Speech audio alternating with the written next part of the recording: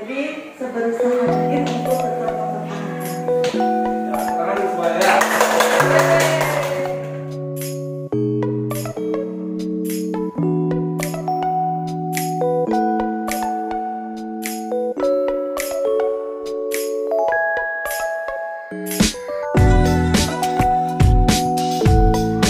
Selamat pagi teman-teman semua. Terima kasih yang ucapkan atas waktu yang diberikan. Pertama-tama saya ucapkan banyak terima kasih kepada Ibu Kasda SD Negeri Batista yang sudah memberikan waktu dan tempat dalam kesempatan ini. Saya akan memberikan diskriminasi mengenai budaya positif yang saya dapatkan dalam pendidikan guru penggerak pada modul belajar 1.4. Sebelumnya juga saya ucapkan terima kasih banyak kepada teman-teman semua yang sudah mendukung dan mensupport kegiatan ini sehingga pada hari ini semuanya dapat berjalan dengan sesuai dengan yang diharapkan. Baik, kita lanjut. Ya, mungkin kan teman-teman sudah semua kenal karena saya juga sebagai guru di sini. Jadi saya mengikuti pendidikan guru penggerak di angkatan ke-7. Dan di sini ada pernyataan dari Bapak Ki Hajar Dewantara yang menyatakan bahwa tujuan dari pendidikan adalah menuntun anak-anak untuk mencapai kodratnya yang setinggi-tingginya agar menemukan kebahagiaan baik sebagai manusia maupun sebagai anggota masyarakat. Jadi di sini Bapak Ki Hajar Dewantara membandingkan anak-anak sebagai tumbuh-tumbuhan dan petani sebagai seorang buruh. Jadi kita sebagai pendidik hanya bisa menuntun anak-anak sesuai kodratnya. Seperti modelnya misalnya tanaman padi tidak bisa kita ubah menjadi jagung. Begitu juga tanaman jagung atau tumbuhan jagung tidak bisa kita ubah menjadi tanaman padi. Kita hanya bisa menuntun tumbuh kembangnya sesuai dengan kodrat anak-anak begitu. Jadi hubungannya dengan budaya positif di sini adalah karena salah satu tanggung jawab seorang guru adalah bagaimana menciptakan suatu lingkungan yang positif yang terdiri dari warga sekolah yang saling mendukung, saling belajar, saling bekerja sama, sehingga tercipta kebiasaan-kebiasaan baik. Dari kebiasaan-kebiasaan baik itu akan tumbuh menjadi karakter-karakter baik warga, dan pada akhirnya karakter-karakter dari kebiasaan-kebiasaan baik akan bentuk sebuah budaya positif. Ya, jadi dengan dilakukannya diseminasi mengenai budaya positif ini, diharapkan sekolah kita nanti bisa mewujudkan visi dan misi yang berpihak kepada siswa begitu. Sebelum memulainya, kita akan melakukan suatu permainan. Nah, ini adalah konsep ataupun materi-materi yang ada dalam budaya positif. Yang pertama yaitu disiplin positif dan nilai-nilai kebajikan universal. Yang kedua, teori motivasi, hukuman, dan penghargaan dan restitusi. Yang ketiga itu keyakinan kelas. Yang keempat, kebutuhan dasar manusia dan dunia berkualitas. Yang kelima, restitusi atau 5 posisi kontrol. Dan yang keenam, segitiga restitusi. Baik, kita sekarang ke materi yang pertama maupun konsep yang pertama yaitu disiplin positif dan nilai-nilai kebajikan universal. Nah, ini sekarang kita akan melakukan suatu permainan, Bapak Ibu ya. Sekarang di mana permainan ini seperti terangkan di sana, ada yang menjadi A dan B. Jadi di sini nanti sobeklah secara kertas kecil, tuliskan benda atau sesuatu yang sangat berharga untuk Anda, letakkan di salah satu tangan Anda dan genggam benda atau sesuatu tersebut dengan segala daya. Buatlah sebuah kepalan. Terus teman Anda B akan mencoba dengan sekuat tenaga dengan berbagai cara untuk meminta Anda memberikan benda tersebut. Membujuk, mengancam, mengadik, merayu, menguap apa saja agar dapat bisa membuka kepala tangan Anda. Nah, maksud dari permainan ini adalah saya akan berikan waktu Bapak Ibu 1 menit untuk melakukan permainan tersebut. Nanti silakan cari pasangan masing-masing. Yang satu mengepalkan tangannya dan berisi tulisan atau apapun, anggap itu ada sesuatu yang berharga bagi Bapak Ibu. Kemudian teman yang lagi satunya merayu boleh, menghardik boleh, menyogok boleh dengan uang, apapun dengan caranya itu tidak bisa dibuka. Tapi ini adalah permainannya. Jadi kalau misalnya bisa dibuka, nanti apa alasan kenapa bisa dibuka? Kalau modelnya misalnya tidak mau dibuka, apa alasannya? Itu nanti. Silakan saya kasih waktu 1 menit untuk ibu-ibu untuk melakukan permainan itu secara bergilir. Nanti silakan tulis supaya mau dibuka, apa alasannya begitu. Apakah karena dikasih uang atau apapun terserah kan. Kalau modelnya misalnya tidak mau dibuka, apa alasannya begitu. Silakan saya kasih waktu 1 menit untuk mempraktekkan permainan tersebut.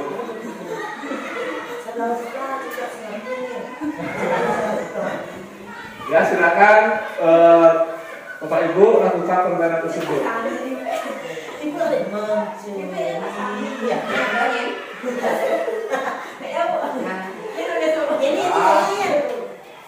Anggap kan bisi kepala anggap suatu olahraga.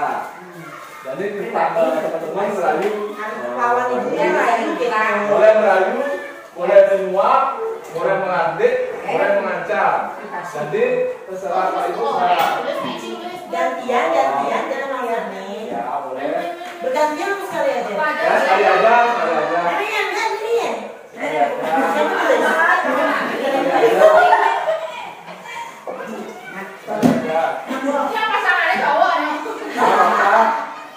Misalnya kalau modelnya tidak mau dibuka, nanti Bapak Ibu punya alasan sendiri. Setelah waktu dulu, itu kan saya katakan nanti. Kalau mau dibuka, boleh dibuka. Boleh buka, kalau tidak mau dibuka, Ada boleh. alasannya.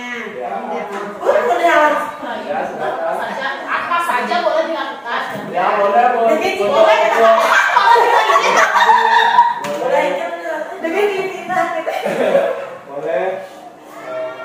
Silakan. Itu boleh katanya apa saja. Boleh. Bebas. Boleh.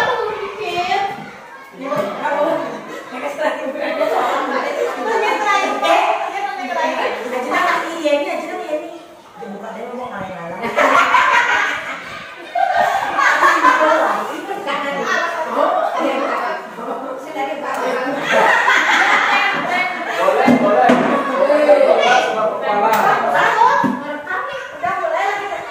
Ya, rekam apa-apa, Ibu. Apa?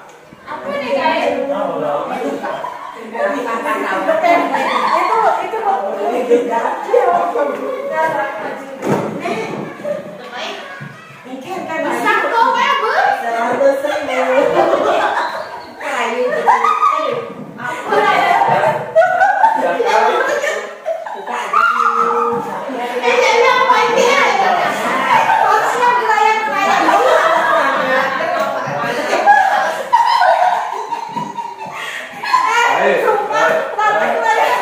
Ya sudah ya. Berarti kan permainan sudah dilaksanakan. Sekarang saya ingin meminta dulu satu orang. Satu orang siapa yang bersedia untuk menceritakan apakah tangannya itu masih dikepal ataukah masih dibuka. Silakan siapa yang mau dan memberikan alasannya begitu.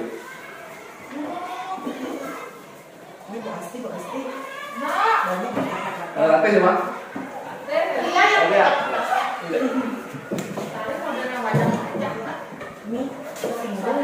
Oke, terima kasih atas waktunya. Saya tetap memilih untuk mengepalkan tangan.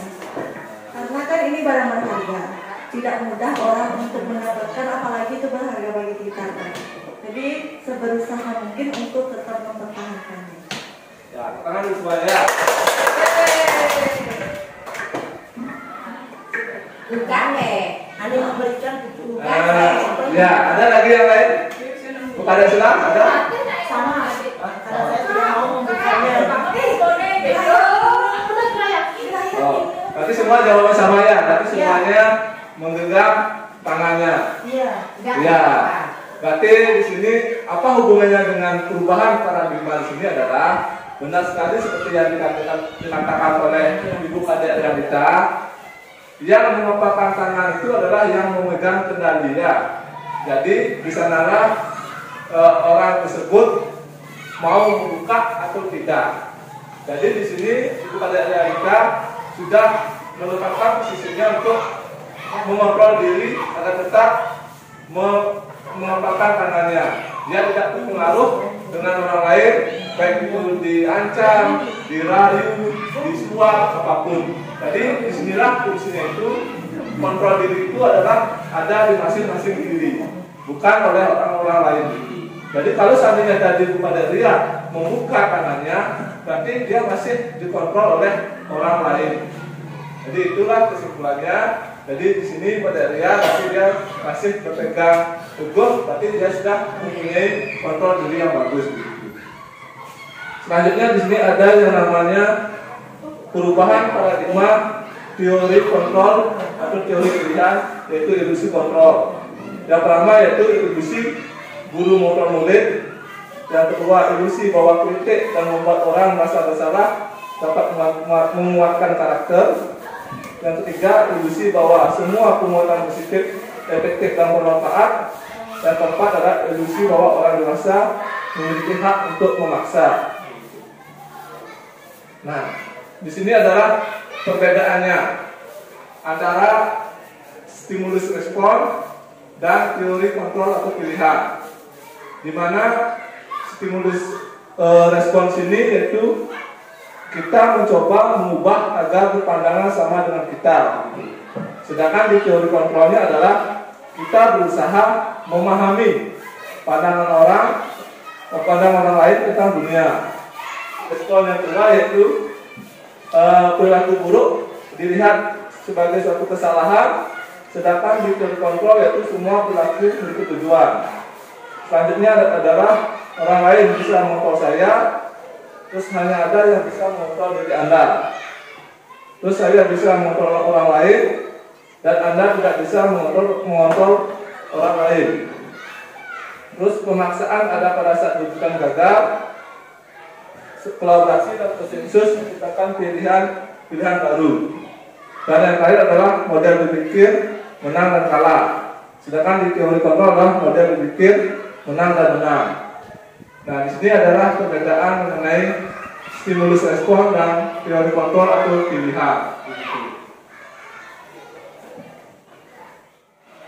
Selanjutnya adalah makna dari disiplin. Seperti yang terlihat di slide terlihat disiplin berasal dari bahasa Latin yaitu disiplina yang artinya belajar. Makna dari kata ini berkonotasi dengan disiplin diri dari murid-murid Sokrates dan Plato. Disiplin diri membuat orang menggali potensinya menuju sebuah tujuan apa yang dia hargai. Namun dalam budaya kita, mana kata disiplin telah berubah menjadi sesuatu yang dilakukan seorang pada orang lain untuk mendapatkan kepatuhan. Kecenderungan umum adalah menghubungkan kata disiplin dengan ketidaknyamanan, bukan dengan apa yang kita hargai atau mencapai satu tujuan mulia. Ya, jadi di sini ada pergeseran di mana disiplin itu menjadi sesuatu yang dilakukan seorang pada orang lain untuk mendapatkan kepatuhan. Begitu. Selanjutnya di sini ada nilai-nilai kebajikan universal, yaitu nilai kebajikan adalah sifat-sifat positif manusia yang merupakan tujuan mulia yang ingin dicapai setiap individu. Nilai-nilai tersebut bersifat universal dan lintas bahasa, suku bangsa, agama maupun latar belakang. Jadi di sini nilai kebajikan universal ini dapat dipakai oleh semua orang karena bersifat universal, yaitu lintas bahasa, suku bangsa, agama, maupun latar belakang. Contoh-contoh daripada nilai kebajikan yang ingin dicapai oleh setiap anak Indonesia kita kenal dengan profil pelajar Pancasila, yaitu yang pertama beriman, bertakwa pada Tuhan Yang Maha Esa, dan berakhlak mulia. Yang kedua mandiri, yang ketiga bernalar kritis, yang keempat berkebinekaan global, yang kelima bergotong royong, dan 6 kreatif. Nah, disinilah yang ingin kita capai dalam pendidikan sekarang. Jadi diharapkan untuk semua sekolah dapat mencapai yaitu pelajar yang mempunyai profil pelajar Pancasila. Selanjutnya yaitu kita ke materi yang kedua, yaitu teori motivasi, hukuman, dan penghargaan atau restitusi. Nah, di sini kita akan mengetahui perbedaan ketika Bapak Ibu guru memberikan motivasi, hukuman, dan penghargaan. Yang pertama yaitu mengenai teori motivasi perilaku manusia, yaitu yang pertama untuk menghindari ketidaknyamanan atau hukuman apa yang akan terjadi apabila saya tidak melakukannya.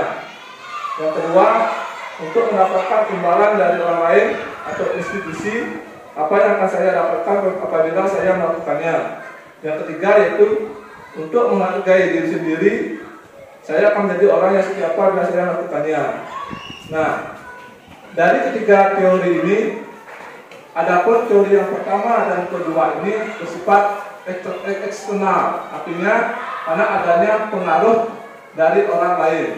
Sedangkan dalam pendidikan sekarang diharapkan kita ini dapat menimbulkan motivasi internal dalam setiap siswa. Jadi yang kita harapkan yaitu siswa menjadi orang yang seperti apa bila saya melakukannya. Jadi tumbuh dalam diri siswa itu kenapa mereka tidak melakukan suatu hal-hal yang negatif itu. Bukan karena takut kena hukuman atau sebaliknya karena mendapatkan imbalan baru melakukan hal tersebut begitu. Jadi yang diharapkan di sini adalah tumbuh motivasi internal. Baik, ini adalah merdeka menurut Bapak Ki Hajar Dewantara. Merdeka itu artinya tidak hanya terlepas dari perintah, akan tetapi juga cakap buat memerintah diri sendiri. Ki Hajar Dewantara, pemikiran, konsepsi, keteladanan, sikap merdeka, cetakan kelima 2013 halaman 469. Ya, ini adalah dihukum oleh penghargaan.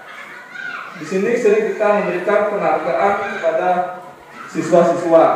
Jadi di sini ada pun teori menyatakan bahwa penghargaan berlaku sama dengan hukuman dalam arti meminta atau membujuk seseorang melakukan sesuatu untuk memenuhi suatu tujuan tertentu dari orang yang minta atau membujuk. Dorongannya eksternal dan ada faktor ketergantungan.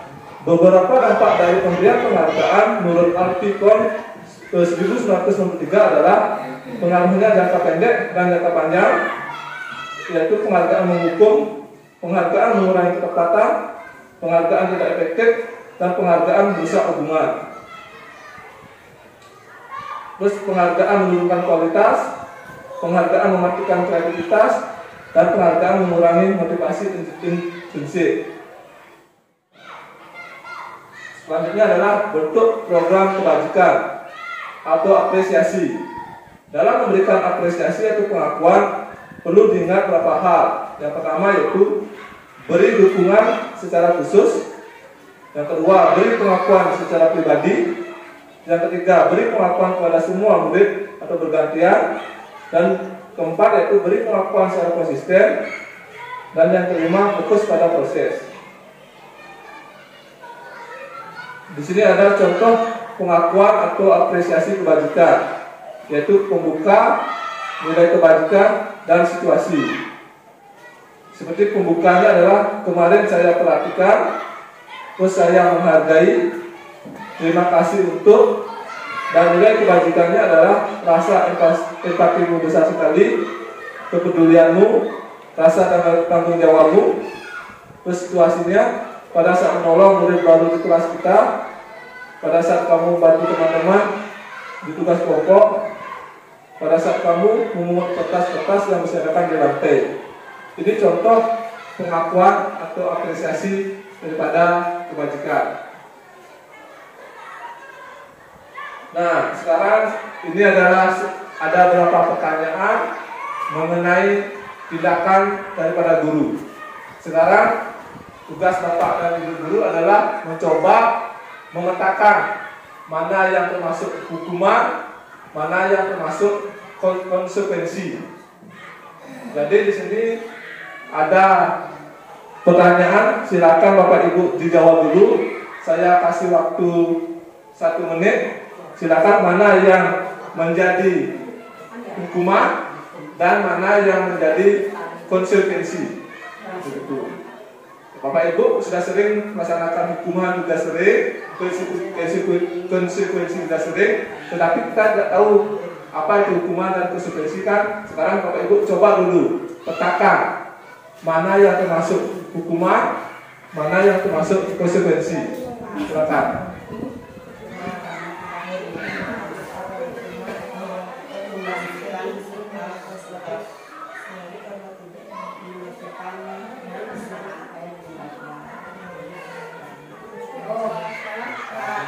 Yang diuntungkan nomor 1, nomor 2.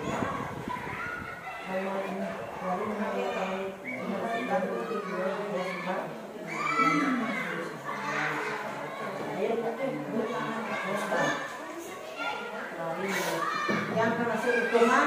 Baik, siapa yang mau menjawab? Silakan angkat tangannya.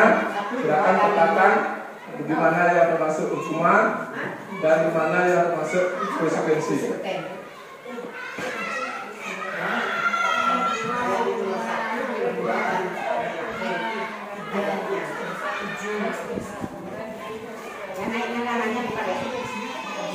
Ibu Lohan Seningsih bisa? Ada surat?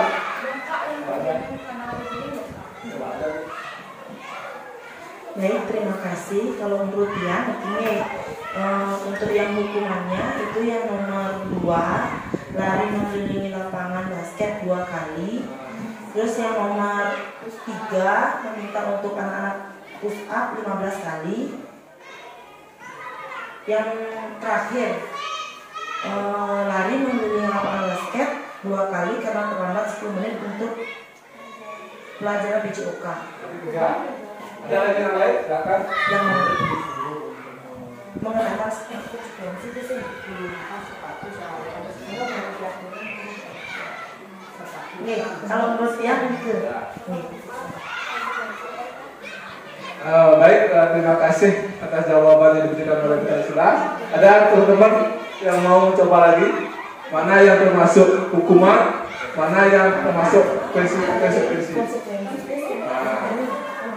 Biar teman-teman tahu mana bedanya antara memberikan hukuman dan mana yang konsekuensi, mana yang berbeda. Di sini sudah kelihatan. Tadi sudah ada pertanyaan dari Pak Sulah. Ada yang mau lagi?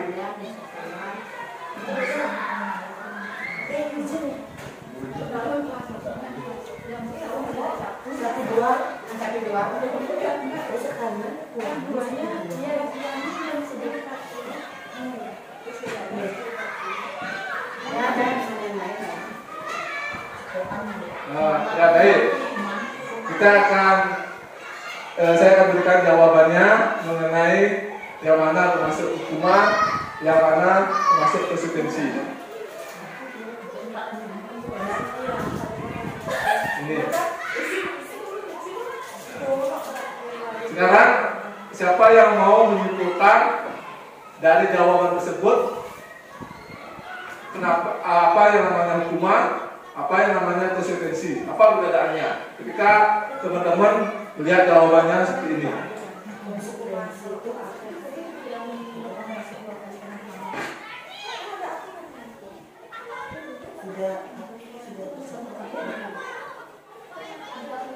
Ada lagi?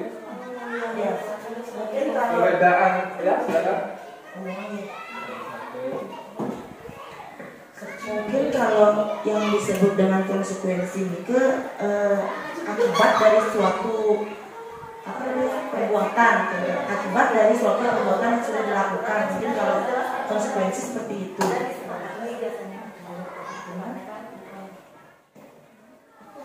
Kalau hukuman berarti tindakan yang dilakukan.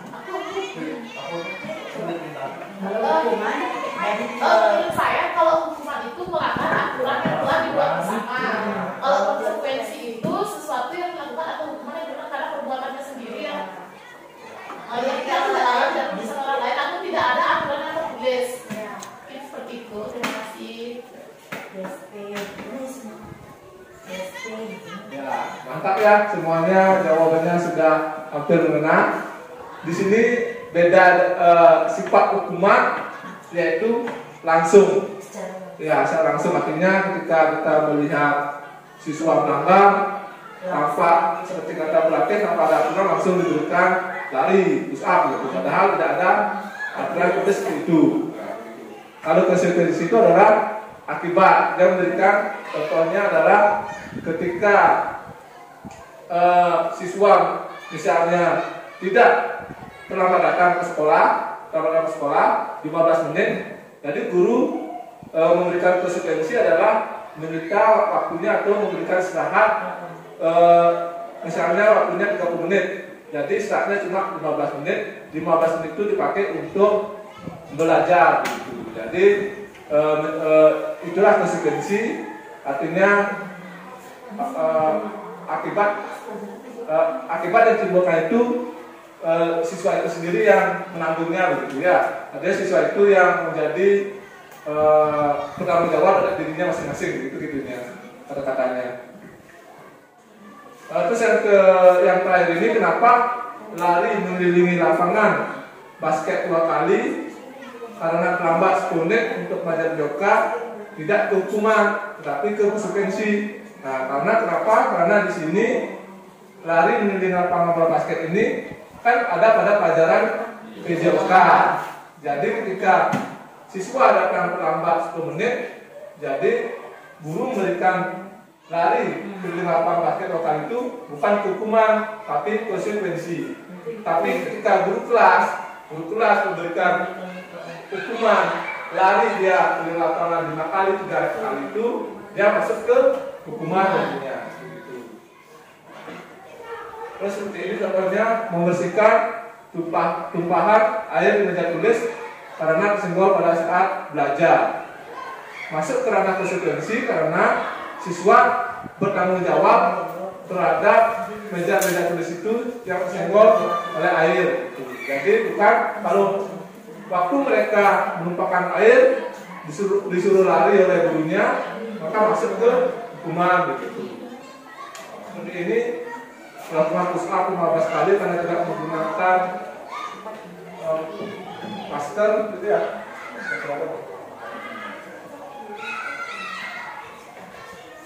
Nah, baik, itulah perbedaan antara hukuman dan konsekuensi. Nah, inilah perbedaan hukuman dan konsekuensi. Seperti terlihat, hukuman adalah sesuatu yang menyakitkan dan harus terjadi. Terus yang kedua, membuat anak sakit, yaitu fisik maupun hati, untuk jangka waktu lama dan jangka waktu pendek.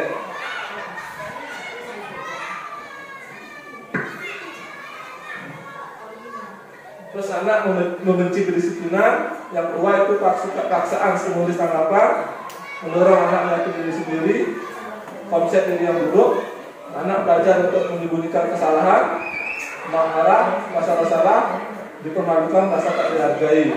Kalau konsekuensi, sesuatu harus terjadi, membuat anak merasa tak nyaman, anak menghargai disiplin, mendorong anak agar menjalankan diri, konsep diri yang baik, anak belajar untuk mematuhi peraturan, kehilangan hak, dibuat tak nyaman, dihasilkan untuk sementara atau time out.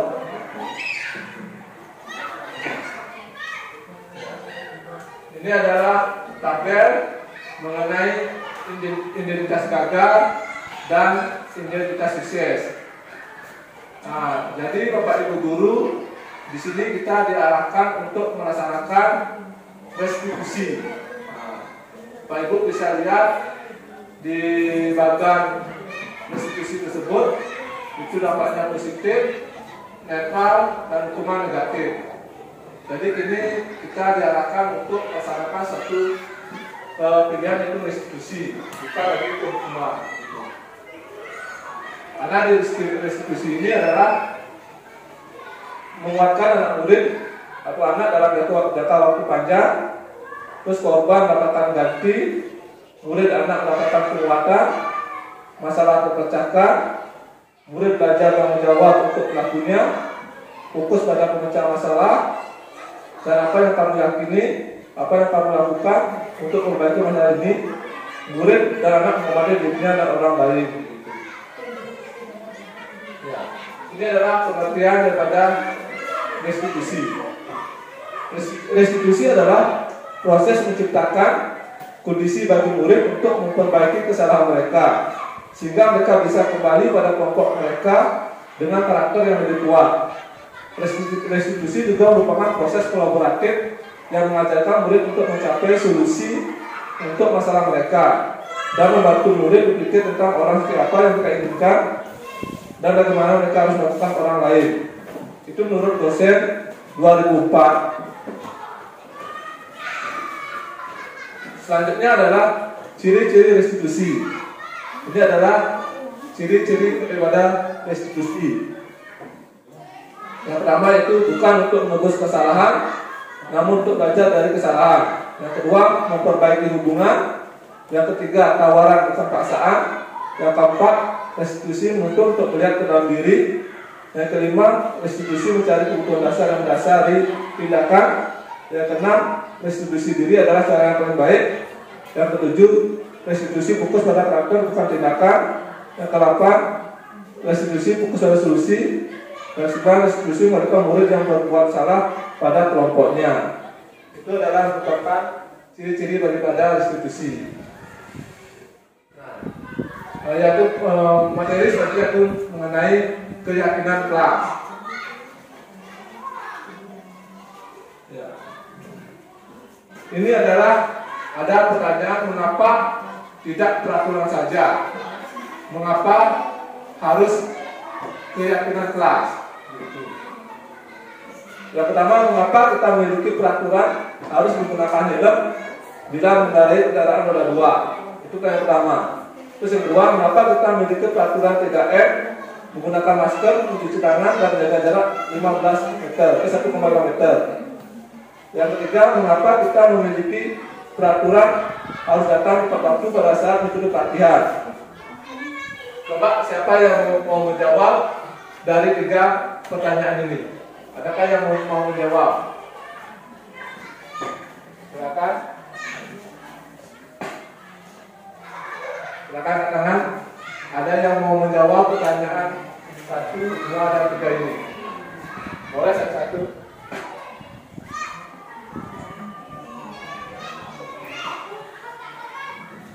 Coba berarti dulu.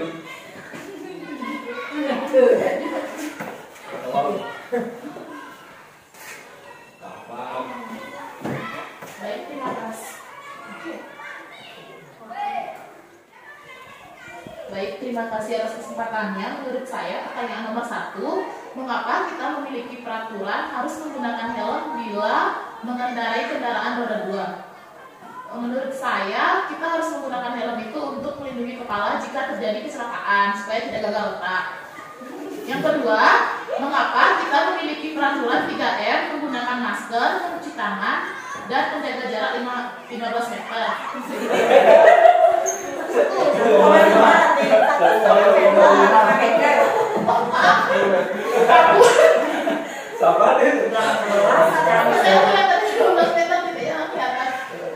Menurut saya itu untuk saling menjaga supaya tidak tertular penyakit. Yang ketiga, mengapa kita memiliki peraturan harus datang tepat waktu pada saat mengikuti pelatihan? Supaya tidak ketinggalan materi-materi pada saat mengikuti pelatihan. Terima kasih.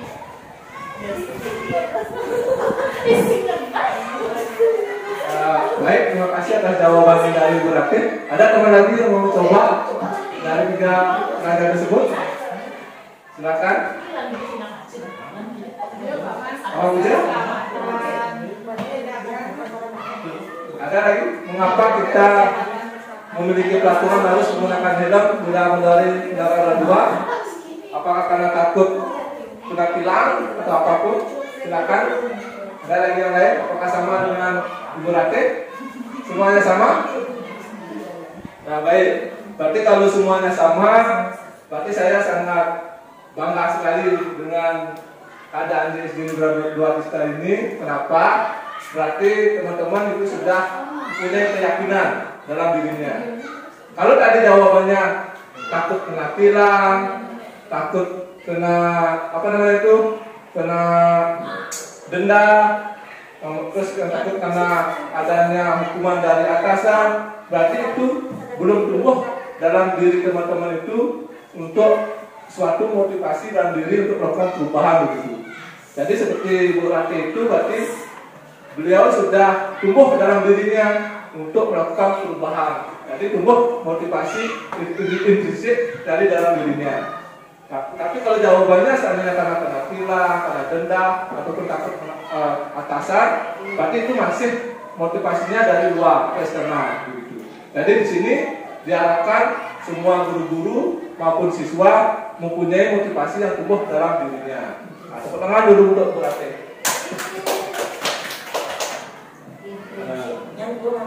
Ya, ini adalah suatu kurva. Ya, kurva mengenai budaya positif. Nah, budaya positif dimulai dari suatu peraturan kelas, terus berkembang menjadi keyakinan kelas. Dari keyakinan kelas akan timbul suatu lingkungan yang positif. Dari lingkungan positif inilah timbul suatu budaya positif. Hal inilah yang akan kita ciptakan bersama-sama. Jadi kita akan ciptakan bersama-sama untuk mewujudkan SD Negeri 2 Tista yang berbudaya positif.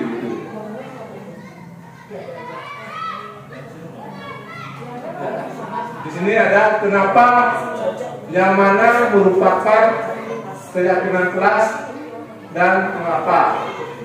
Ada yang bisa memberikan jawaban mana yang merupakan keyakinan kelas dan yang mana merupakan suatu peraturan.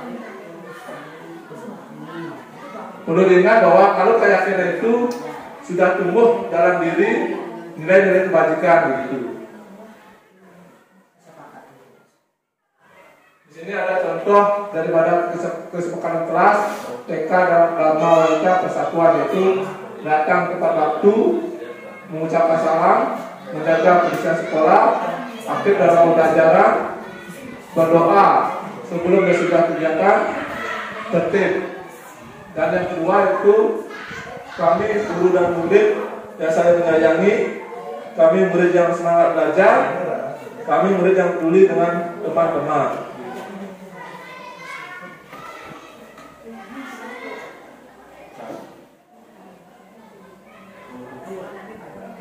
Baik, di sini ada peraturan.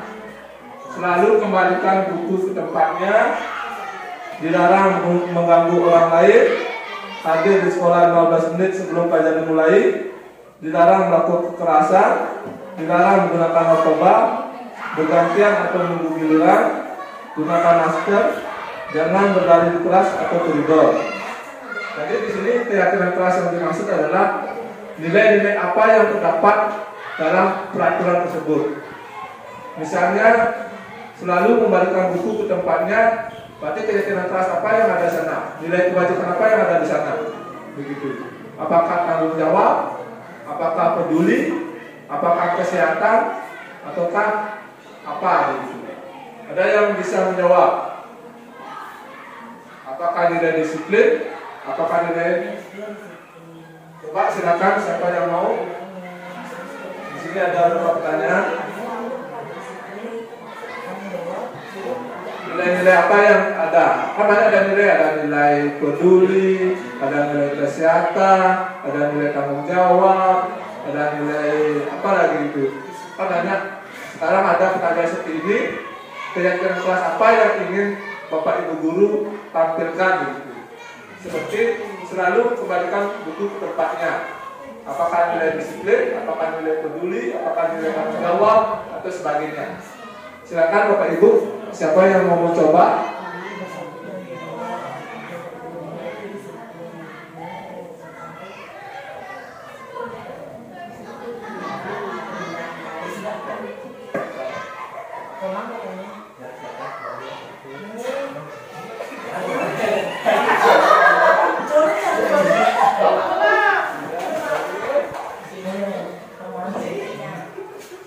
Baik, mungkin kalau di nomor 1 yang selalu kembalikan buku ke tempatnya itu mungkin bentuk dari keyakinan kelasnya itu tanggung jawab. Terus dilarang mengganggu orang lain, peduli, mungkin peduli, hadir di sekolah 15 menit sebelum pembelajaran dimulai itu mungkin disiplin, dilarang melakukan kekerasan itu mungkin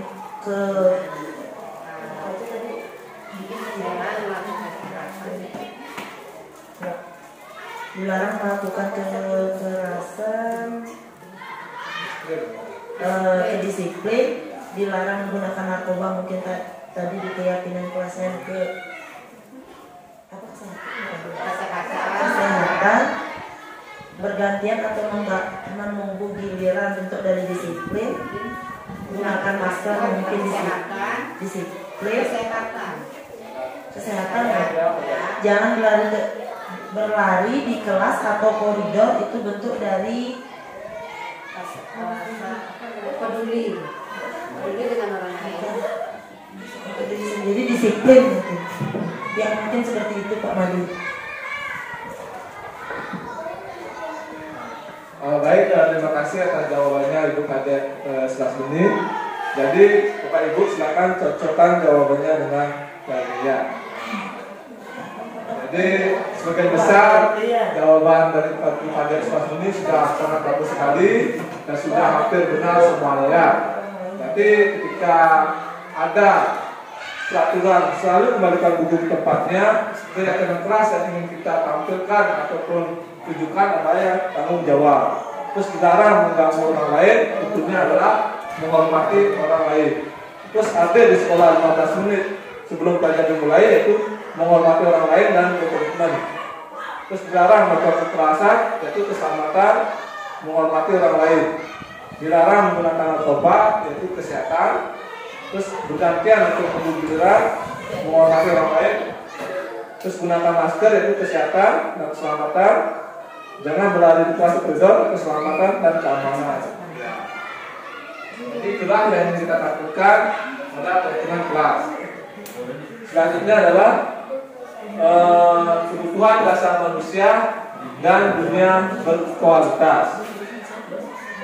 Di sini ada 5 kebutuhan dasar manusia, yaitu bertahan hidup, penguasaan, kebebasan, kesenangan, kasih sayang, dan rasa diterima.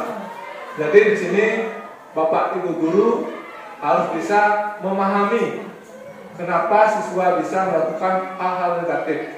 Siswa melakukan hal negatif pasti ada sebabnya.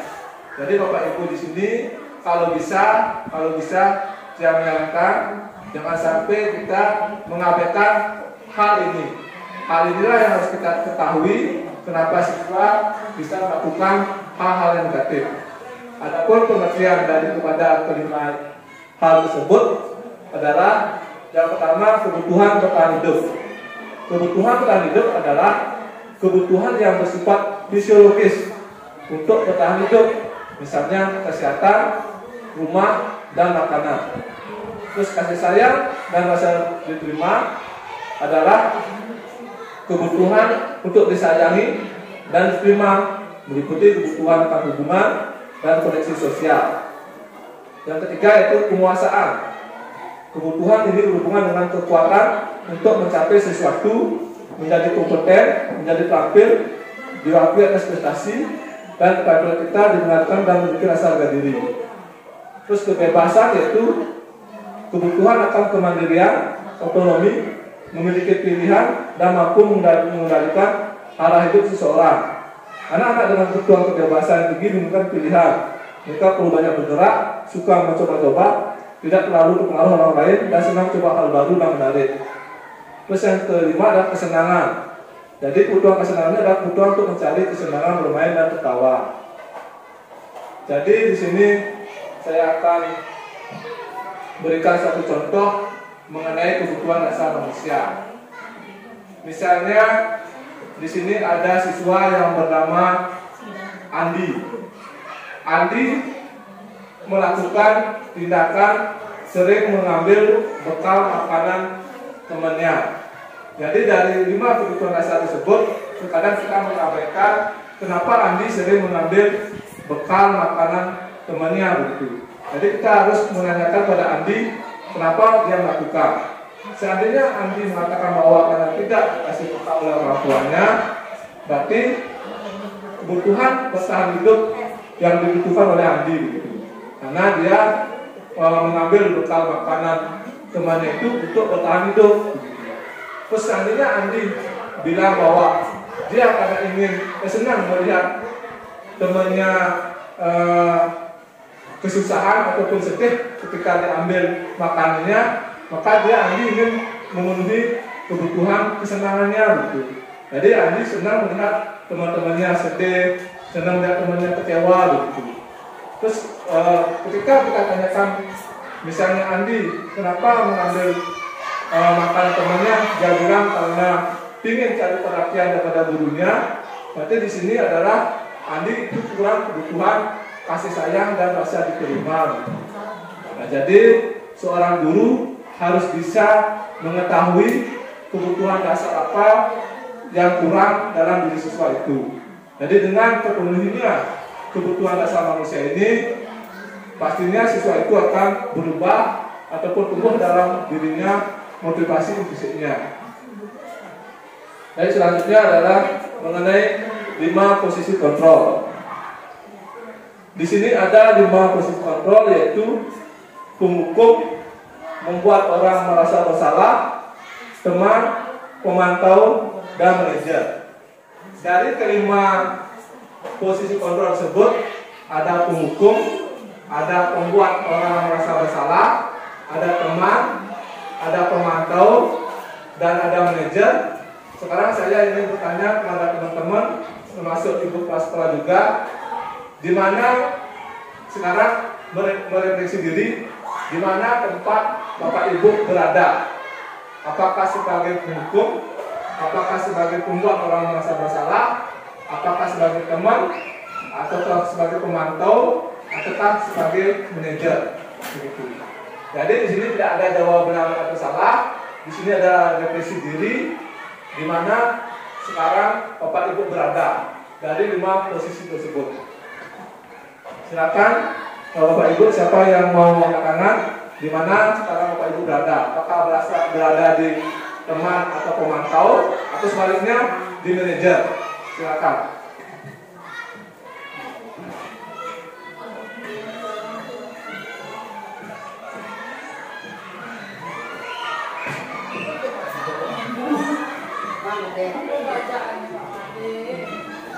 Kecil saya tidak kelihatan.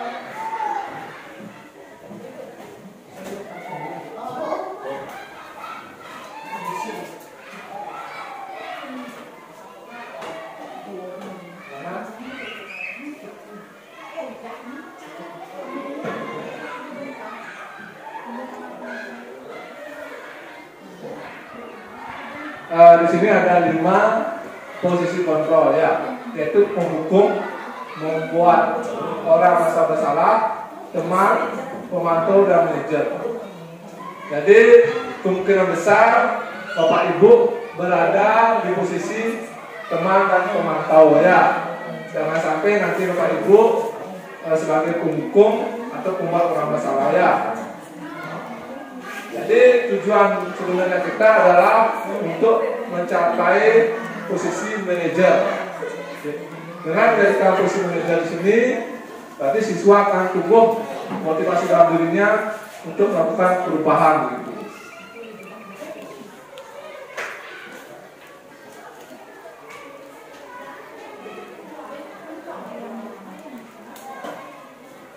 Di sini saya akan putarkan video mengenai segitiga restitusi. Silakan Bapak Ibu simak dulu videonya. Jadi Bapak Ibu akan tahu perbedaan antara di mana posisi sebagai penghukum, pembuat rasa bersalah, terus sebagai teman, dan sebagai pemantau dan sebagai manajer.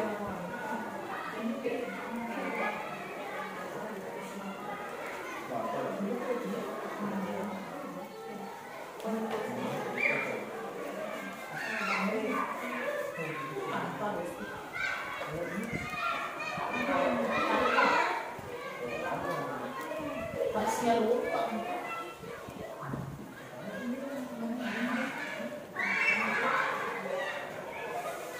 Tuh film ketiga apa?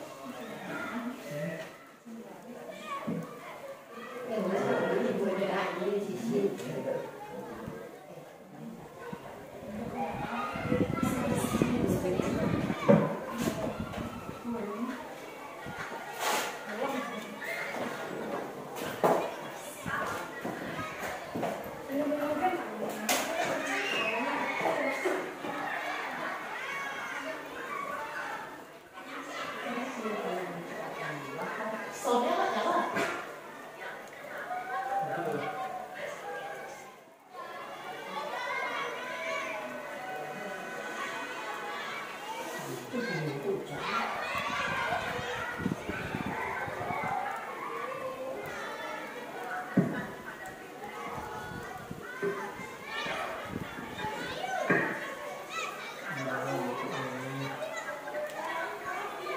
Di kontrol mana? Kontrol mana?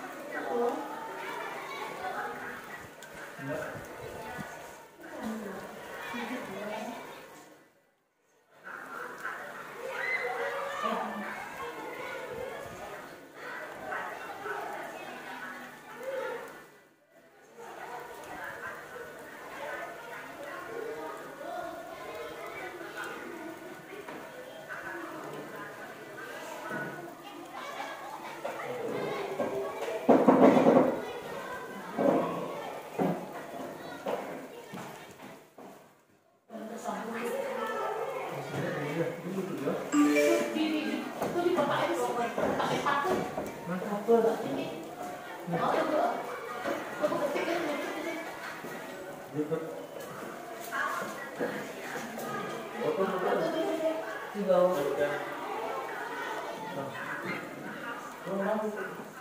Oh iya. Device untuk ADS. Oh itu di app.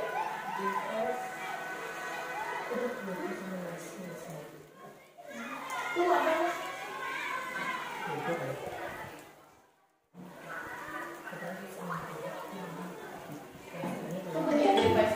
Kegiatan restitusi adalah sebuah proses dialog yang dijalankan oleh guru atau orang tua agar dapat menghasilkan murid yang mandiri dan bertanggung jawab.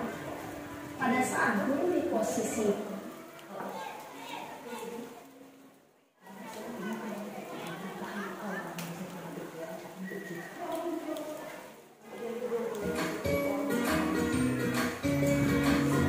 Baik, ini adalah video bahagia dan Bapak Guru hebat.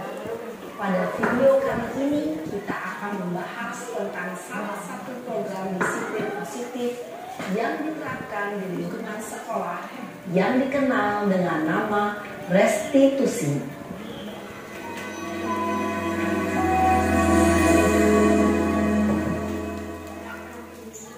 Restitusi dikembangkan oleh pakar pendidikan Diane Goshen, berlandaskan pada teori kontrol Dr. William Glasser. Segitiga restitusi adalah suatu proses dialog yang dijalankan oleh guru atau orang tua agar dapat menghasilkan murid yang mandiri dan bertanggung jawab. Pada saat guru di posisi manajer, aspek yang dikembangkan pada murid adalah motivasi intrinsik, sehingga penanaman nilai-nilai kebajikan dapat tumbuh dan berkembang menjadi suatu kebiasaan positif yang akhirnya membentuk karakter murid. Proses dialog ini terdiri dari 3 langkah yang digambarkan pada ketiga sisi pada segitiga restitusi. Sisi pertama adalah menstabilkan identitas. Sisi yang kedua adalah validasi tindakan yang salah.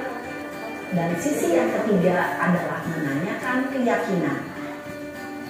Ibu dan Bapak Guru berikut ini akan ditunjukkan bagaimana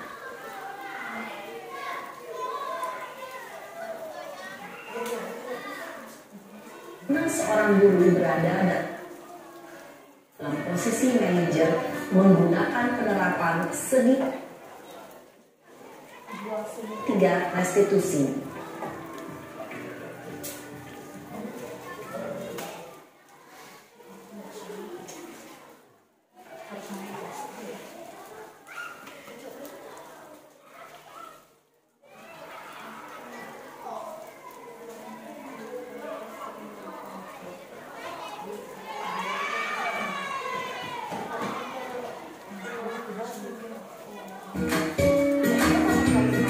Agar dapat menghasilkan murid yang mandiri dan bertanggung jawab.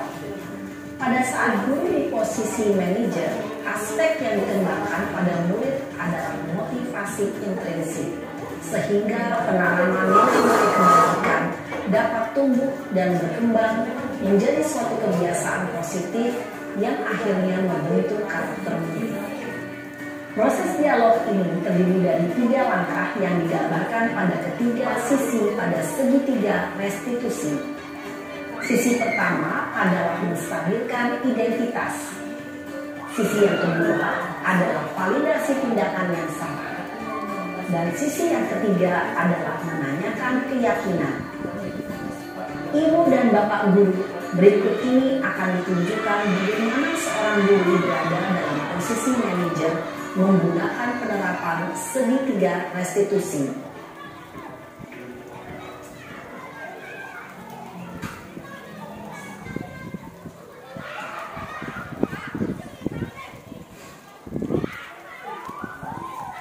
Siang Sarah. Siang Pak. Sudah lama nggak ketemu Sarah? Kenapa hari ini ada di sini? Kesel Pak, kesel banget. Masa aku dikatain tukang fitnah Pak? Ya aku marah lah. Aku balik ngatain Eka di depan kelas. Kesel banget. Oh begitu. Ya pasti kamu marah dan kesal. Bapak juga akan marah apabila ada yang menuduh Bapak seperti itu. Kemudian pada saat itu kamu mau melakukan apa? Ya saya langsung ngatain Eka lah Pak. Kesel banget. Saya bentak-bentak dia depan teman-teman lain. Oh begitu. Pasti kamu melakukan seperti itu karena suatu alasan tertentu kan? Iyalah, masa saya diam saja Pak. Ya saya bela diri lah. Masa saya dituduh tukang fitnah? Ya wajar lah. Mempertahankan harga diri itu sesuatu yang penting buat kamu. Untung kamu tidak bertindak lebih gegabah lagi, hanya membentak-bentak. Iya Pak. Untung saya masih bersabar dan hanya membentak saja. Sudah gemes padahal. Saya pasti bela diri lah. Ya pasti ya. Tapi kamu memilih untuk tetap bertahan dan bersabar. Kamu memilih untuk tidak berbuat lebih parah lagi, bukan? Iya. Nah, sekarang coba kita lihat lagi tindakan kamu yang bentak-bentak Eka di kelas. Tindakan kamu itu kira-kira sesuai dengan keyakinan kelas atau prinsip kamu tidak? Enggak lah Pak. Capek Pak jadi pemarah. Jadi keyakinan atau prinsip mana yang kurang sesuai dengan keinginan kamu? Ya, saya sebenarnya sangat menghargai orang lain. Mungkin saat itu saya menjadi emosi, jadi tidak menunjukkan sikap itu. Kamu meyakini tidak? Menghargai orang lain itu penting buat kamu. Yakinlah Pak. Iya, setuju. Kita harus saling menghargai. Namun, Ada juga keyakinan yang kita sepakati yang perlu kita jalankan apabila kita sedang marah, bukan? Ya, saya bisa lebih proaktif, mulai dengan diri sendiri. Saya bisa jadi lebih bersabar, mengambil waktu jeda untuk berpikir mau apa selanjutnya. Kira-kira kamu bersedia memperbaiki masalah ini tidak? Bersedia, Pak. Kalau kamu memperbaiki masalah ini, kamu akan menjadi orang seperti apa? Saya akan menjadi orang yang bertanggung jawab kali ya, Pak. Dan senantiasa proaktif. Iya, menurut kamu bagaimana rasanya menjadi orang seperti itu? Ya nyaman lah, bangga bisa bersabar dan menahan diri. Baiklah kalau begitu. Yuk kita pikirkan bagaimana memperbaiki masalah ini.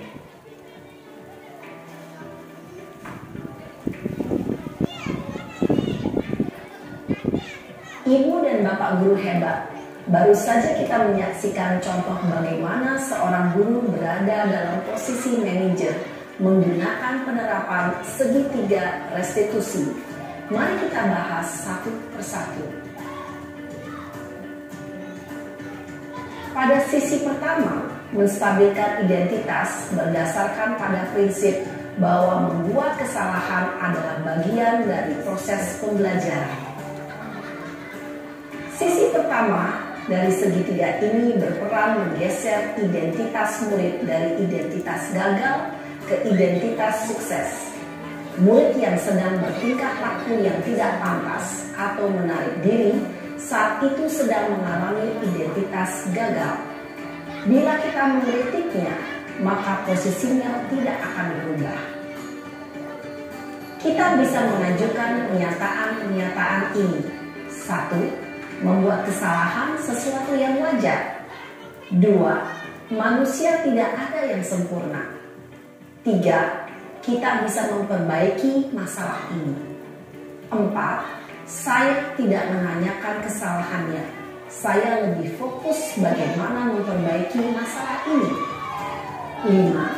Apakah saat ini kamu tengah menjadi orang yang baik untuk dirimu sendiri? Pada sisi kedua, validasi tindakan yang salah berlandaskan pada prinsip bahwa setiap perilaku berupaya memenuhi suatu kebutuhan tertentu. Guru yang telah memahami teori kontrol akan bergeser dari pemikiran stimulus respon menjadi proaktif dan mencoba untuk mengenali tujuan dari perilaku murid. Mengenali dan mengakui kebutuhan murid ini dapat memperbaiki hubungan dengan murid tersebut. Pernyataan atau pertanyaan bisa disampaikan dengan nada suara tidak menghakimi atau memojokkan, sehingga dapat mengembalikan murid pada posisi positif. 1. Kamu bisa saja bertindak lebih gegabah lagi dari ini. 2. Kamu bukan melakukannya tanpa suatu alasan tertentu. 3. Kamu melakukannya karena mempertahankan sesuatu yang penting bagimu. 4. Mungkin kamu bisa mempelajari suatu perilaku baru yang lebih efektif. Bersediakah kamu mempelajarinya? Selanjutnya, kita akan simak sisi terakhir, yaitu menanyakan keyakinan. Teori kontrol menyatakan bahwa pada dasarnya kita termotivasi secara intrinsik. Pada saat perilaku yang salah telah divalidasi dan identitas sukses telah stabil, maka murid telah siap menaikkan keyakinan-keyakinannya dengan tindakannya yang salah dan pemikirannya telah bergeser ingin menjadi orang yang dituju. Pertanyaan-pertanyaan ini dapat menaikkan keyakinan-keyakinan yang dianut murid. 1. Sebagai keluarga atau kelas, apa yang kita yakini? 2. Nilai-nilai apa yang telah kita sepakati? 3. Seperti apa gambaran sebuah kelas yang ideal bagi kamu? 4. Kamu ingin menjadi orang seperti apa?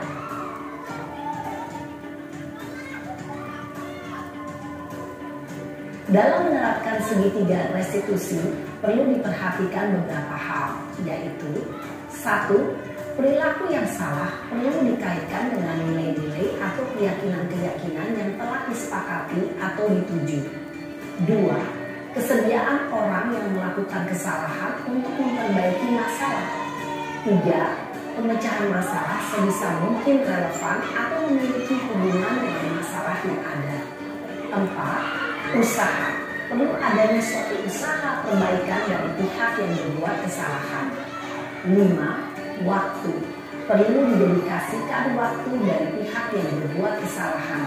Tanyakan kapan akan mulai diberlakukan usaha untuk memperbaiki masalah. Dengan memahami struktur penerapan segitiga restitusi, diharapkan guru dapat menerapkan posisinya sebagai manajer dengan mengajukan pertanyaan-pertanyaan bermakna yang dapat membuat murid menjadi lebih percaya diri, bertanggung jawab, dan mandiri.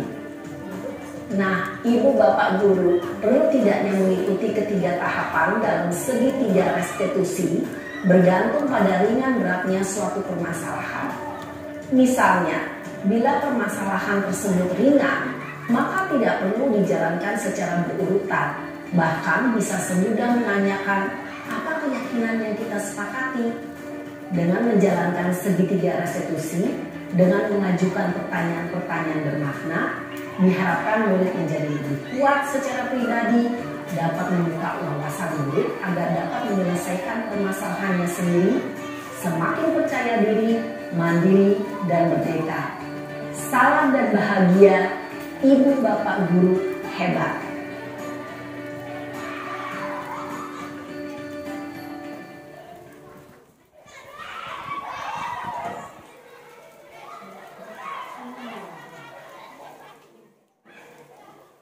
Baik, itu adalah video mengenai segitiga restitusi.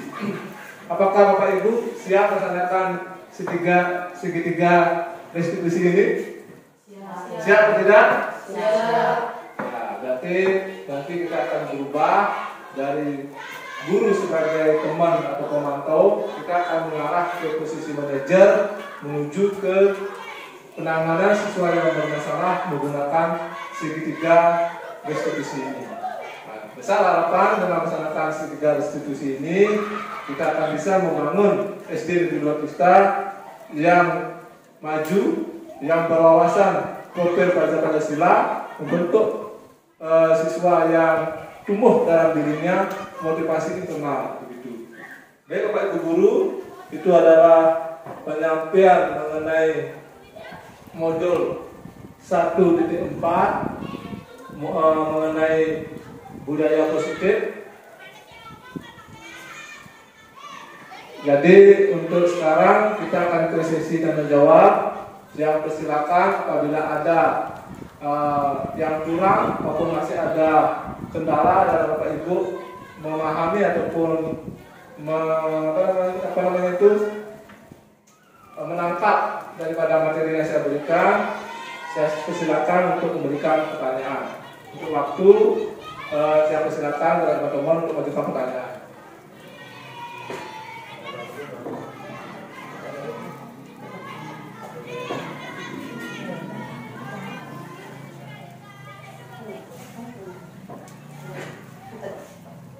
Apakah sudah pas? Sudah pas. Nah, baik. Kita akan simpulkan berarti untuk posisi yang kita inginkan yaitu posisi sebagai manajer, dan kita dalam menangani siswa itu harus mengetahui kebutuhan dasar daripada siswa tersebut. Nah, baik Bapak Ibu, terima kasih atas waktu yang telah diberikan. Apabila ada yang kurang berkenan maupun salah kata, saya sangat memohon maaf. Dan akhir kata saya aturkan Prama Santi. Om Santi Santi Santi Om.